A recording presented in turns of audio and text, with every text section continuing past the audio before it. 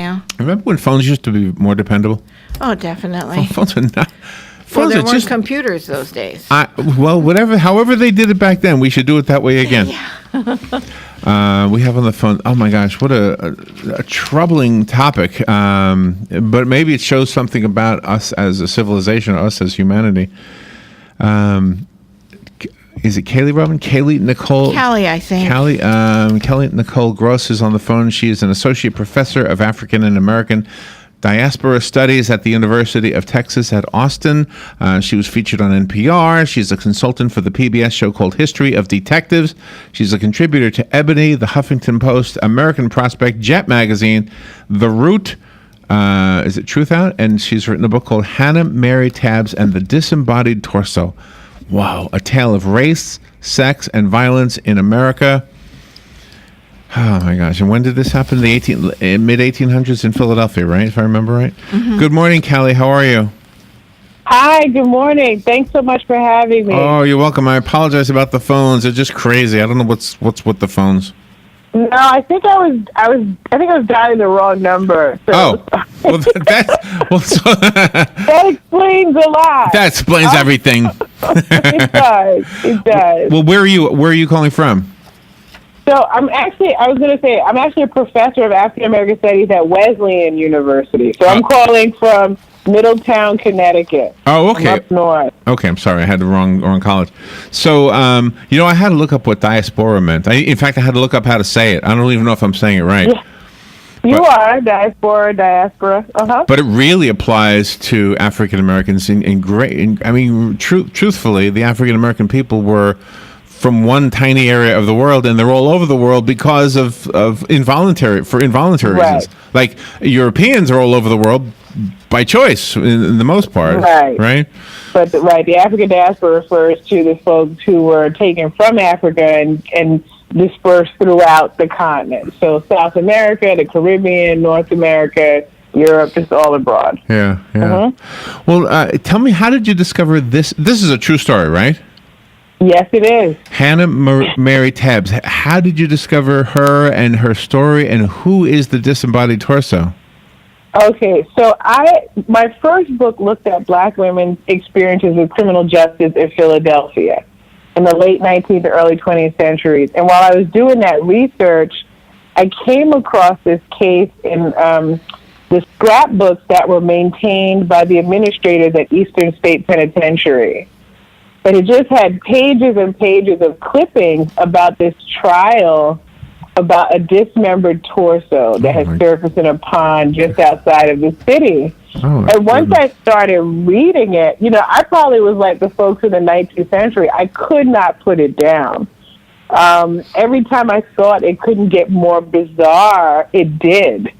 So I knew that it deserved its own monograph. And so Hannah Mary Tabbs is the Black woman at the heart of the story. She is the person who dropped that dismembered torso on the bank of the pond where it was found. She put it there? She put it there. Oh, really? So she knows the story behind it? She is, and so, yes, I became fascinated with her because the more I read about her, the more it was like, going down a rabbit hole. She used different names, different aliases. She lied about where she was from. It became clear that I was dealing with a really unique kind of person here, a character, one that I don't usually encounter in African American women's history. So, so race is important in this story. Is she African American? She is. So Hannah Mary Tabbs is a Black woman who was from the South. Initially, she said that she was from Virginia. Found out that was not true. She's actually from Maryland.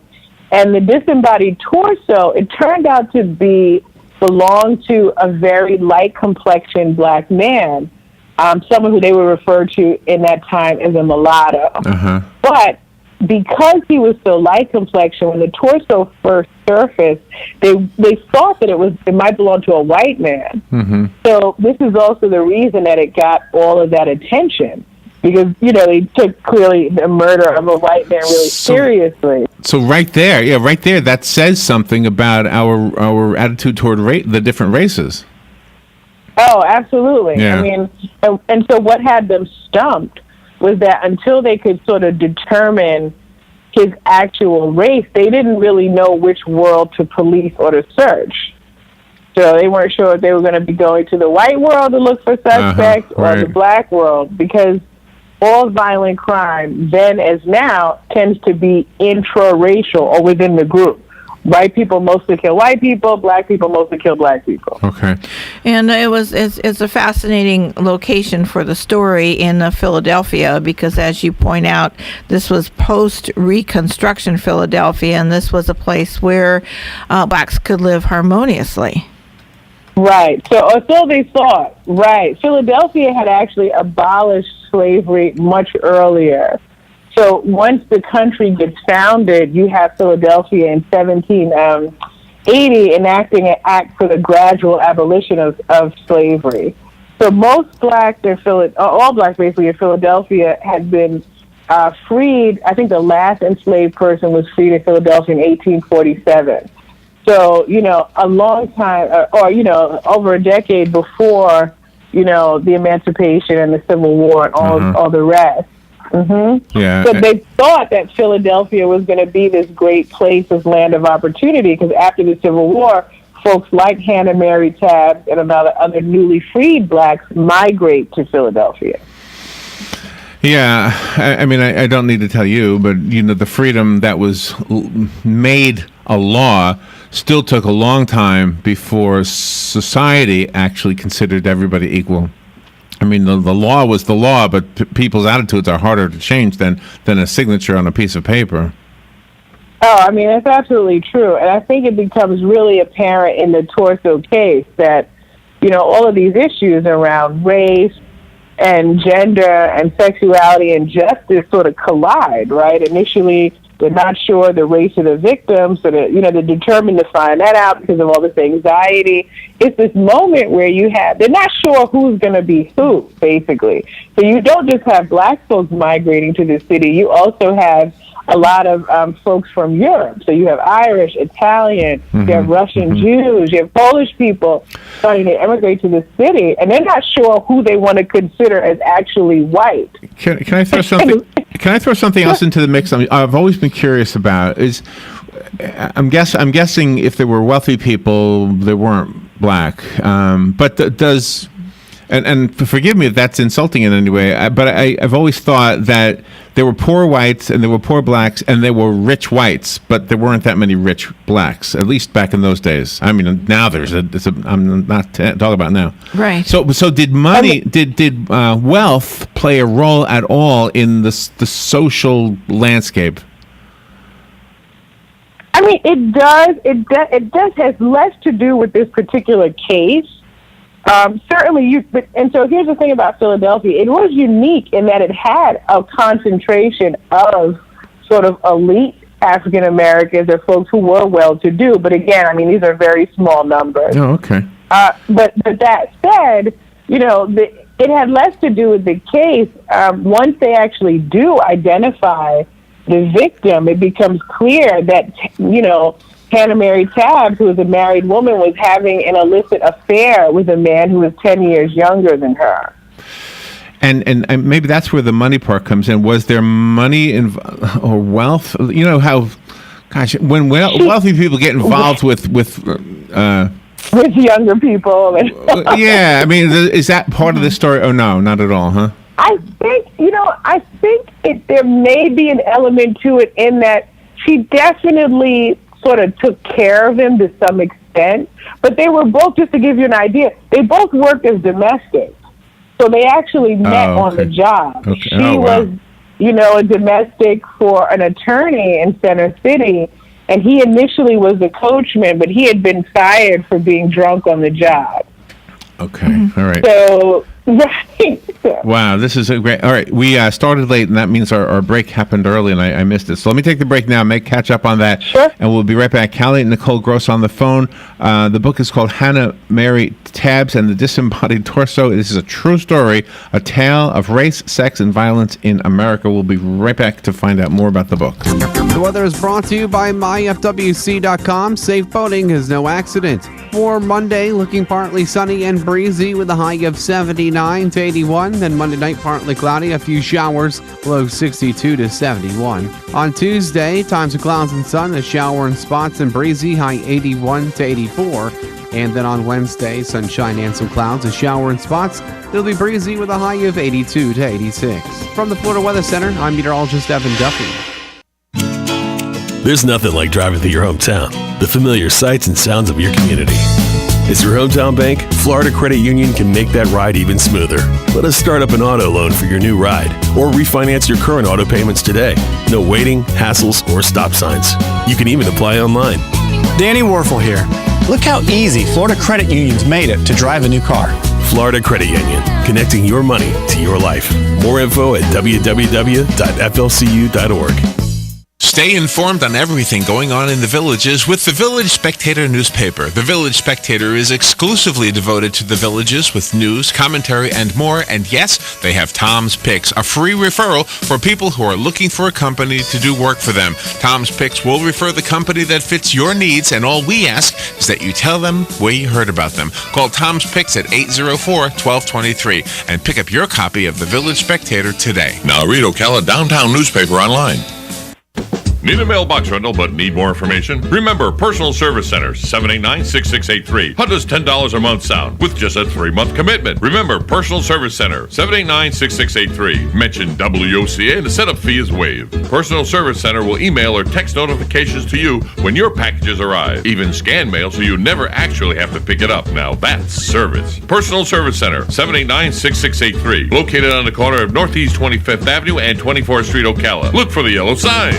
Wow, 8 minutes before 10 o'clock. It's a beautiful day out there. 69 degrees. Temperature is only expected to get to 80 today. The storm is history. It is beautiful out there. Hope you're doing well. And gosh, we have a great book to talk about. It's called Hannah Mary Tabbs and the Disembodied Torso. The book is written by Nicole Gross. And I wanted to ask you something. It's a true story. I want to ask you something, Callie, about researching this. When we research things from so far ago, we depend on newspaper articles or maybe government documents like birth certificates, etc. But how do you study or research things that would have been behind closed doors? How do you research sex and that kind of stuff? Yeah. Do you have to kind of connect the dots and imagine some of it? Fortunately, I do have a really good imagination. It was really tough. So in some respects, I was fortunate because, as I said, the administrators at Eastern State Penitentiary ended up maintaining this scrapbook with all these newspaper clippings. So that was sort of my first big lead, is just kind of having, the trial transcripts were republished in about 3-4 papers in Philadelphia, and the case itself was kind of like this, sort of a national phenomenon. So we had gotten press coverage from papers from Missouri to Ohio. So there was a lot of newspaper coverage. I also had her intake records from when she was in prison. So that also gave me some information kind of about her age, where she said she was born, whether or not she had kind of physical scars. So I could kind of, make some decisions about whether or not she had been enslaved before she had been to Philadelphia. But the sex piece, they put it out there pretty early that the two had been in a scandalous and illicit sort of affair, that there was all this jealousy. A lot of the neighbors on the street testified, that he was at her house every day. And so I was sort of struck by that because she also lived in that house with her husband. So oh my goodness. That point, wow. Right. So at that point, I was sort of blown away. When we think about, sex and sexuality in the past and marital relations, I think I automatically, and I'm a historian, I'm guilty of this, I go to the most sort of conservative kind of arrangement. Right. And what I found reading the police investigation stuff was that his belongings and personal items were also in their house. Oh. So Wow. I said, wait a minute. What's going on with this? So, I was like a bloodhound on this trail after that. I really wanted to know It does make you wonder, right? exactly what's going on, right? I mean, you hear all these stories about the slave owners having sex with the slaves, and you never taught that in school. But Thomas Jefferson, had, in fact, one of the ladies he was with was became famous, right? Yeah. And he didn't deny it. It was right, and it's crazy. Right, exactly. Right. But it really does spice up a story, though, doesn't it? Well, so, it definitely, so remember, so we're in this post-slavery period, right? And so, all these folks, are black, but I just couldn't figure out what, her husband, by all intents and purposes, there were a couple of things about him. He was 15 years older than her. Uh-huh. So I started to wonder if that was a factor, if, she was this younger woman, that he married, that maybe he had some kind of performance issue and sort of tolerated this relationship. Right. Because I couldn't figure out, why else would John? And then I didn't want to be completely conservative. Then I thought maybe they all had some kind of, issues. sort of arrangement or a sexual relationship. But I don't want to give it all away. But I did actually find out, what it all came down to. Or I guess I will give it away because there's so much more in the story. It won't mess it up for any readers. It turns out that he actually had fought in the Civil War. The husband? And yes, he fought with the colored troops for the Union. And during that, he had been wounded. I found after he died, she actually filed for a Civil War widow's pension and got it. And in the affidavit, she explained that he told her he had been wounded in the groin and ruptured there. Oh, okay. So I said, okay. So now I understand what's going on. Because once I said, clothes are there, you're there every day. So what kind of extramarital relationship is this? It's still pretty radical because it means that they had to have some really frank kind of conversations right. about sex, about her needs. This is not what we learn about most women in the 19th century, right, let alone black women. When you talked before about sort of slavery and interracial sex during that time, there's this whole sort of history about black women being raped so much. And so that after the Civil War, they still are really vulnerable to sexual assault. So most black women had adopted the complete other end of the spectrum. They did everything to not appear sexual in any way. So a lot of historians have talked about it as a sort of culture of dissemblance, right? They try to conceal their womanhood, their femininity, their sexuality in an effort to sort of stave off any sort of unwanted sexual assault. So that's what makes Tabs so sort of, so different, is that she was completely the opposite. Yeah. You're going to have a movie company coming to you, I have a feeling. This sounds like a movie to me. Hannah Mary Tabbs is the book. It is written by Callie and Nicole Gross. We have about half a minute left. Could you give us a website so we can buy the book? Sure. You can find it on Amazon.com. You can go to Oxford University Press, or you can go to my website, CallieNicoleGross.com, and there are links for it there. Okay, and we'll make sure that link is associated with the interview when we post it. Callie, thank you for being on the air with us. This is a fascinating story. Thank you for sharing it with us. Thanks so much for having me. It was great fun. All right, and once again, I apologize about the phones. We will be right back. This is WOC. Broadcasting from the Paddock Mall Studios, this is WOCA, Ocala, Gainesville, The Villages, 1370 AM, 96.3 FM, The Source. Fox News Radio, I'm Pat O'Neill. Reaction from both camps to last night's presidential debate. Donald Trump's running mate Mike Pence likes the way Trump handled the controversy over his vulgar comments about women on a tape released last week, telling Fox and Friends, expressing the fact that he was embarrassed, not proud of it. That kind of vulnerability and transparency, I think, is very moving to millions of Americans. Hillary Clinton campaign manager Robbie Mook says Trump's apologies don't go far enough. He has still not managed to deal with the fundamental challenge that he's facing right now in this campaign. And Hillary just plowed forward talking about the issues. That's why we're going to win. The third and last debate, October 19th in Las Vegas, dealing with the remnants of Hurricane Matthew. That's a mess. It's awful down here. That woman in Georgia, state of emergency there, and in Florida and the Carolinas, at least 20 deaths blamed on the storm. Fox News, we report, you decide. Napa Know-How. The Napa Know-How 99-cent reusable bag is like any old bag. It has handles, it stores stuff. But if you put stuff your car needs from Napa into an ordinary bag, you won't get 20% off. You can only get 20% off in a Napa reusable bag, now just 99 cents. Check and mate ordinary bags. That's Napa Know-How. Napa Know-How. At participating Napa Auto Parts stores while supplies last. Minimum 3 items. Some restrictions apply. Offer expires 10/31/16. And now, insurance-minded speeches from Geico. Let's talk about power.